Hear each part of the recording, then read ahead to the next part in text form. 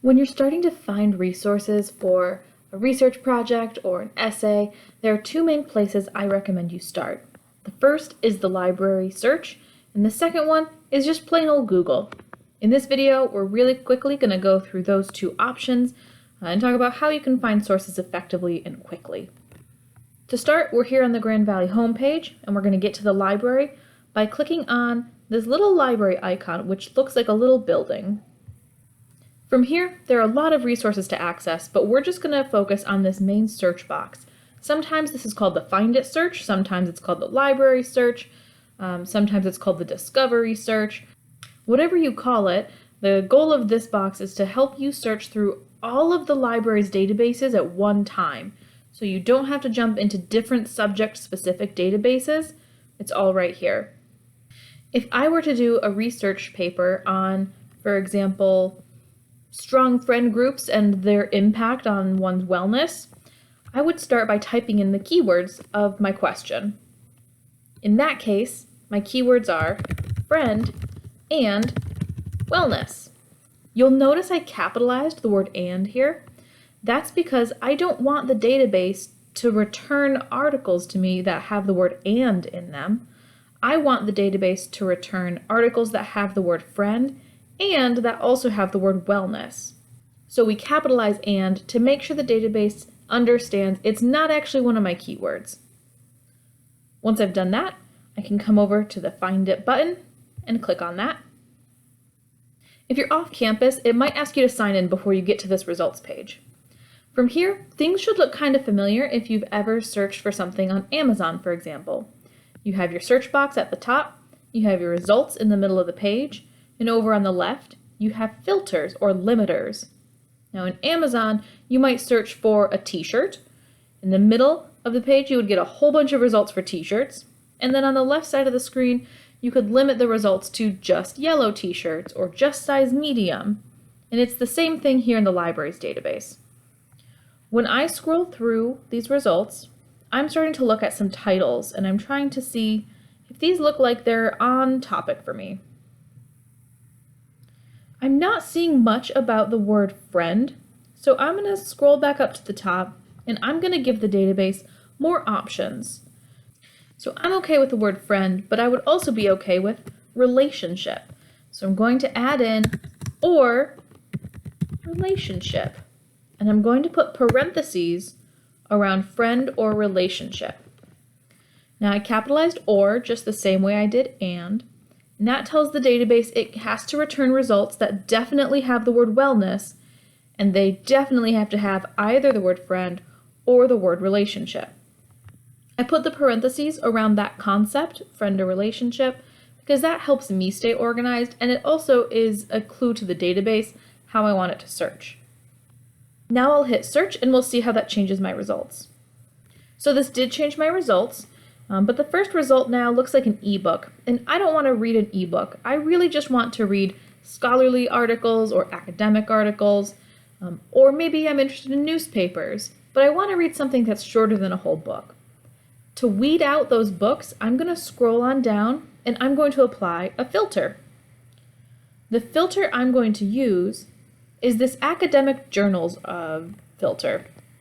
Now when I check this, I'm getting rid of everything like books and ebooks and magazines and newspapers and DVDs. I'm getting rid of all of that because I really just want to focus on the kinds of articles that are called scholarly or academic. And those are articles that are written by people who are like faculty members at a university or they're professional researchers, because I think that's really high quality research and I think that's what I want to cite in my project. So I'll check that box. And you can see here that my results have changed now.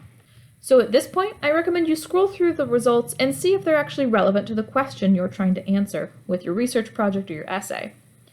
For me, I don't think wellness is doing what I was hoping it would do, so I'm going to change that word to maybe well-being or mental health, and I'll put those parentheses around that concept the same way I put the parentheses around the friendship or relationship concept.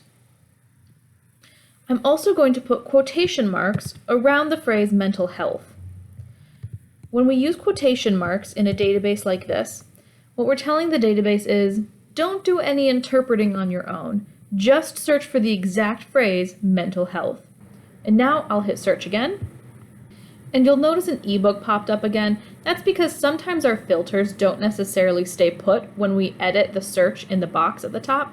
So I'll scroll back down and I'll check that academic journals checkbox again. Now I'm scrolling through and I'm seeing some things that I do think look a little more relevant to the question I'm trying to ask. So with that in mind, I'm going to go ahead and click on an article. And from here, the most important thing to do is read the article's abstract. An abstract is just a summary, and this is a place where you can save yourself a lot of time. Even if the title of an article looks really, really good to you, you might read the abstract and realize it's not actually relevant. I don't want you to waste any time on articles that aren't right for you. So read the abstract, and once you've decided this is a good article for you, you can scroll back up. And over on the left side of the page here, you'll find either a button like this that tells you to access the full text, or you'll see a button where you can get the PDF of the full text. I'll click on this now, and here's the full text of my article. I can scroll down to read through the whole article, but frankly, I recommend jumping around when you read an article. Start with the introduction or background. I then jump down to the conclusion at the very end of the paper, and then I might jump around and read through, the discussion section, the methods, if there are methods, if it's a research study. But you're allowed to jump around and you're allowed to skim in these. That's okay. Once I've done that and I've decided, yes, I definitely want to use this article, I come back to the library page and I grab two things. The first is a permalink. A permalink is just a permanent link that will bring you back to this article every single time you click it. So you want to keep track of it because up here at the top in our address bar, this is not going to bring you back to the article. This is a weird link that's a combination of all your filters and your keywords, and it's not going to work later on. So grab this permalink and save it wherever you're keeping track of your research. The next thing I recommend you grab is a citation. Just a few icons above the permalink, there's a cite button next to a little golden piece of paper. And this gives you citations in all the different styles you might encounter. If, for example, you're looking for MLA style, you scroll on down to MLA. You can copy this and paste it wherever you're staying organized. And you can also paste this into the reference section at the end of a project or an essay. Make sure you double check these before you submit your final project. Every once in a while something goes wrong, and I don't want anyone to get points off for having incorrect citation style. And that's how you search in the library search. We used and or in our search. We used parentheses and we used quotation marks to be really clear with the database about what we were looking for. More importantly, we kept checking our results and refining what we had in the search box. That's called iterating your search, and it's just the way we sort of practice playing with our search to make sure we're getting the most relevant results we can. The next search strategy I want to show you is actually in Google. So we're going to go to Google. And you can type into Google whole questions. You don't have to just use keywords because Google can kind of understand what you mean the way a database can't. But we can also start with saying friendship and well-being and hit enter. And unsurprisingly, we have lots and lots of results here in Google on that topic. One way to weed out results is to be really specific about what kinds of sites you're interested in using. So for example, anytime you have a topic that is around health or mental health, you can add into the end of your search site:.gov.